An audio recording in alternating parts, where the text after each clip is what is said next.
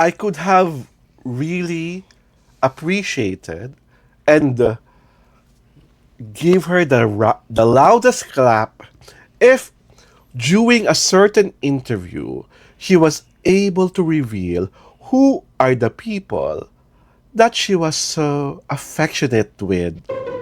This is Alwin Ignacio, the diva that you love, together with Miss May Ultra Maldita. Hi, this is Alex Brosas. And you are watching a Kitty Show. Tarayan na talakayan Showbiz Edition. May pasabog recently, di ba? Si Heart Evangelista sa kanyang panayam with Tito Boy Abuta sa Fast Talk, kung saan ang love language niya raw ay ang pagiging generous. Generous sa kanyang mga naging kasintahan noong unang panahon dahil hindi pala siya marunong mag-compute. Baklang-bakla siya sa pagiging all mine to give. Give kita give, kita give, kita give sa mga lalaking minsan ay minahal niya. Mare, tama pa ba na itong ganito mga bagay-bagay, pag-usapan pa? Ito nakalipas na naman yun. Tawag dito, natanong ba siya? During the interview? Di ba? Hindi ko alam kung natanong siya, pero sa basta nag-ano siya. Nag-arya siya. Nag-arya siya. Na yun ang kanyang love language, ang maging generous sa mga minamahal niya. Well, baka naman she is saying it as a matter of fact. Okay. Di ba? Baka naman she meant well. Kaya lang, in the disguise of yun ang kanyang love language, parang may nasagasaan siya. Yes. Yung mga ex niya na dati. Although, she was not able to name them. Bakit nga hindi niya pinangalanan? Total, nanonood rin naman siya sa dramang ang love language niya, pagiging generous. Pwede mo siya, I was generous to Jericho. I was generous to Danielle. I was generous to John Pratt. She was playing safe. Oh. And should that be, dapat ba ganon? Ha? Dapat ba ganon? Heart evangelistic ka na? Play safe pa din? It goes with the image. Oh, ano bang image niya? Kasi, kung ang image mo ay parang butangera, parang palabang ka, parang wala kang kinatatakutan, yun, pwede mong pangalanan. Pero, she's not the type. Pwede naman niya... Parang she's doing it with subtlety. Pwede naman niya sabihin yan with sweetness and subtlety. Kaya hindi ma-offend kung sakaling papangalanan niya yung mga ombre, bigla tuloy iniisip, kasi biglang nung sinabi niya ang love language niya, generous, di ba? Siyempre, ang mga netizen, super research. Inuungkat kung sino ba yung mga nakalipas siya hindi maaring balikan. Ay! Di ba? So, biglang lumitaw ang pangalan ni Jericho Rosales. What about him? Di ba? Di ba there were rumors before na maari po kaming mali, but there were rumors before that during the height of the relationship of Love Marie and Jericho, allegedly, she gave an extension card. Credit card. Extension credit card to Jericho Rosales. Aligasyon ito, ha? And then, nalaman ng Madir. At yun ang dahilan kung bakit the Madir put her foot down na itigil mo na ang kagagahang yan. Ang kahibangan. Ang kahibangan na yan. Dahil ikaw ang babae, ikaw ang gastos ng gastos sa boyfriend mo yan. But you must remember... Aligasyon po ito, ha? But you must remember, during those time, Jericho Rosales na siya. Ibig sabihin, he's earning millions na.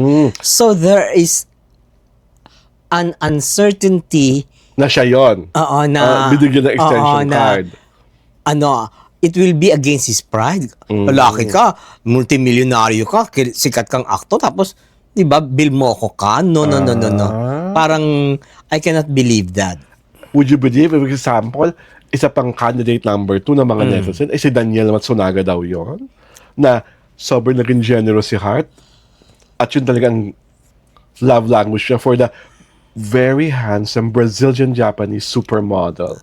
Actually, si Danielle Matsunaga, wala siyang image na nangaharbat. Maybe Heart was doing that on her own volition. Yung nga, hindi ko naman sinabi nang haharbat si Daniel. Di ba Oo. sabi nga love language Oo niya, nga, oo. generous siya. Oo. So iniisip ng mga netizens, kung hindi si Jericho, baka si Daniel ang naging parang tumanggap ng maraming generosity ni Hart. Kasi, remember, Hart was the bigger star. Compared to Daniel na nag-supermodel. Naging malaking pangalan na naman kay Daniel, di ba? Nung nanalo ko sa Pinoy Big Brother ba? Tama ba ako? Yeah. Nung nanalo ko ng 1 million. Ano ba naman yung 1 million? Di ba? Tapos, I remember it right. Because of Daniel, Hart learned Brazilian. Marunong siya mag-Brazilian, mag-Portuguese. Portuguese yun. Marunong siya mag-Portuguese. Naging fluent siya doon. Kasi nga gusto niya talaga, kasi Heart is like that eh. In a way, pareha pala kami ni Love Marie. Kung ano yung... No. kung ano yung kailangan niyang malaman para mas lalo silang mag-connect ng mahal niya, ginagawa niya. Nag-aaral talaga siya ng Brazilian, ng Portuguese. Where does the connection, Ay, yung mga naging ex ko, nag-aaralan ko yung mga gusto nila. parang di rin. Ay, hindi. Hindi ko naman naging ex yung sabi mong dalawang artista. Yung mga personal ko talagang ex. Ay, taray. Diba? So, on the flip side of the coin, totoo siya nasabi mo na unfair naman for both Jericho and Daniel na i-drag sila sa picture na ito. Na sila yung subject of Heart's love language of generosity. Recipient. Diba? Recipient. Recipient ng love ng generosity ni Heart. Heart, baka naman. Aray, oh my God. Baka naman gusto mo naman ito magagandang host ng reality show. Maging recipient. Eme lang. Ayan naman, kasi seryosohan nyo na naman kami. Ibabash nyo na naman kami. Wala naman kayong magawa sa buhay. Ako, anything that Heart says, naaaliw ako eh. Why? Kasi parang she's always detached to what is happening around her. Diba? She has her own universe. She has her own way of thinking. And gusto ko yung pagiging prangka niya, pero yung prangka hindi abrasive. Diba? Hindi ka maiinis pag nag-reveal siya Not to ng the ganyan. point of being tactless. Oo. Diba? Parang may ganun eh. Maraming ganon. Oo, Diba? may isa na akong naisip. Charot. Ay. Di ba? Diba? So, I just hope that one of these days, I get to see Heart in a television show or a movie, napapakita talaga ng metal niya as an actress. Kasi parang na-sideline yung pagiging actress niya sa pagiging fashionista niya. She's way past that. Diba? So, fashionista na lang siya forever. Wala na siyang babalikan. Pwede siyang maging actress. For one, she's not even a good actress. So, anong babalikan mo? Diba? Diba? Kaya nga sabi ko, this is a babalik mo with all the hurts and disappointments and all the things that are happening nowadays. Hindi naman siya si para gamitin yung mga frustrations and in the past na para maging artista. So wala siyang ganon. Wala. Talagang, ang claim to fame talaga lang niya, maganda siya, mayaman siya. At saka siya, social siya. Social siya. Oo. Well, kanya-kanya nga naman talaga tayo ng role sa buhay na ito. Diba? Sa tingin mo ba dapat yung mga taong pinag-iisipan nila na baka recipient ni generosity ay may react? Tanga ba sila? Bakit sila magre-react? They were not even named. Pag nag-react sila, guilty. Oo. When you're not named, but why react? Di ba? Not unless tawag dito, pinangalanan ka. Kung pinangalanan ka, di you react. Di ba? Hindi ka naman pinangalanan eh. That's a stupid thing to naman, do. Hearty. Sana pinangalanan mo na lang. Di ba? Para mas masaya ang susunod na kabanata. Aray ko. Di ba? Para laba ka na ito ng mga resibo. Aray ko. Laba ka ng mga promises. Bawian ng mga gifts kung may babawiin. Di ba? Kasi sayang naman. Alam mo kasi, ang isang tao, you do things initially hindi mo alam na foolishness.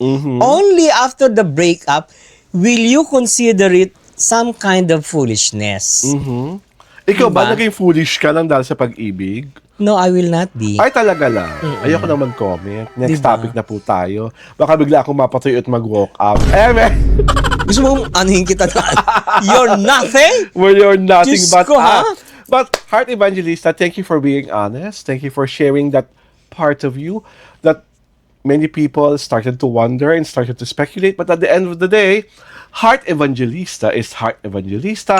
and Love Mariong Pauco Escudero is a true blue socialite.